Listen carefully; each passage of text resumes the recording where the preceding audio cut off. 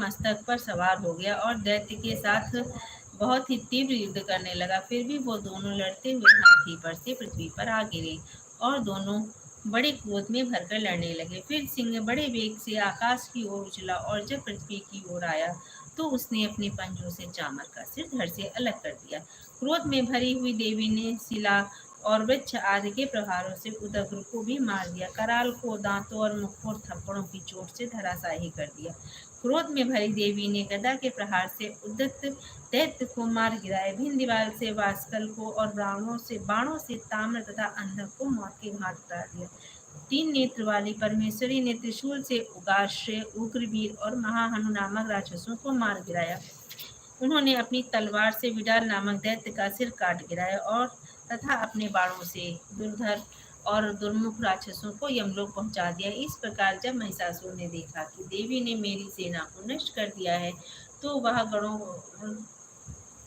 वह भैंसे का रूप धारण कर देवी के गणों को दुख देने लगा। उन गणों में कुछ को उसने मुख के प्रहार से, किन्हीं को खुरों के वार से, कितनों को पूंछ की चोट से, कुछ को सींगों से, बहुतों को दौड़ने के वेग से, अनेकों को सिंहनाद से, कुछ को चक्कर देकर और कितनों को ही श्वास वार के झोंके से धराशायी कर दिया। वह दैत्य इस प्रकार गणों की सेना को गिराकर देवी के सिंह को मारने के लिए दौड़ा। इस पर देवी जगदम्बा को बड़ा क्रोध आया। उधर दैत्य भी क्रोध में भरकर धरती को खुरों से खोदने लगा तथा सींगों से पर्वतों को उखाड़ उखाड़ कर धरती पर फेंकने लगा और गरजने लगा।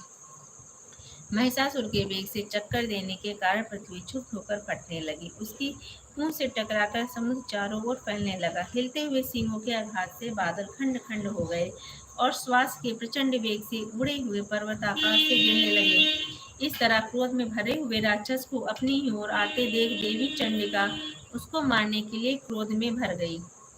देवी ने पास फेंककर दैत्य को बांध लिया और उसने बन जाने पर भैंसे का रूप त्याग लिया और सिंह का रूप बना लिया। ज्यों ही देवी उसका सिर काटने के लिए तैयार हुई वैसे ही उसने पुरुष का रूप बना लिया जो हाथ में तलवार लिए हुए था। देवी ने तुरंत ही अपने बाणों से उस पुरुष को अपनी तलवार ढाल सहित बांध डाला।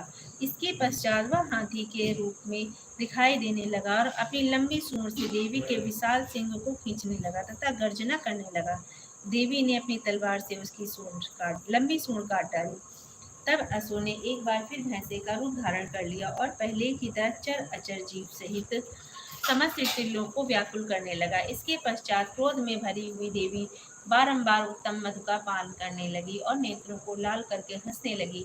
उधर बल और पराक्रम के मद में उन्मत्त हुआ दैत्य भी गरजने लगा तथा अपने सींगों से देवी पर पर्वतों और को फेंकने लगा। देवी ने अपने बाणों से उसके फेंके हुए पर्वतों को चूर्ण करती हुई बोली, ओ मूढ़, जब तक मैं मधुपान कर रही हूँ तब तक तू गरज ले, फिर मेरे हाथों से तेरी मृत्यु हो जाने पर देवता गरजेंगे। महर्षि मेधा ने कहा। यूं कहकर देवी उछल कर उस दैत्य पर चढ़ गई और उसको अपने पैर से दबाकर सूल से उसके गले पर आघात किया।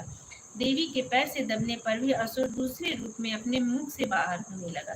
अभी वह आधा ही बाहर निकल पाया था कि देवी ने अपने प्रभाव से उसे रोक दिया। जब वह आधा निकला हुआ ही युद्ध करने लगा तो देवी ने अपनी तलवार से उसका सिर काट दिया। इसके पश्चात सारी असुर सेना हाहाकार करती हुई वहां से भाग खड़ी हुई और समस्त देवता अत्यंत प्रसन्न हुए तथा ऋषियों महर्षियों के साथ देवी दुर्गा की स्तुति करने लगे। गंधर्वराज गान करने लगे और अप्सराएं नृत्य करने लगीं।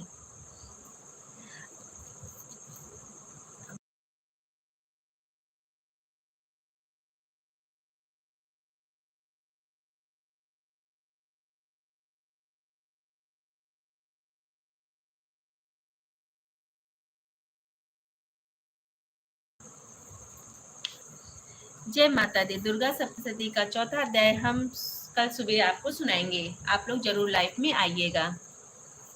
जय माता दी।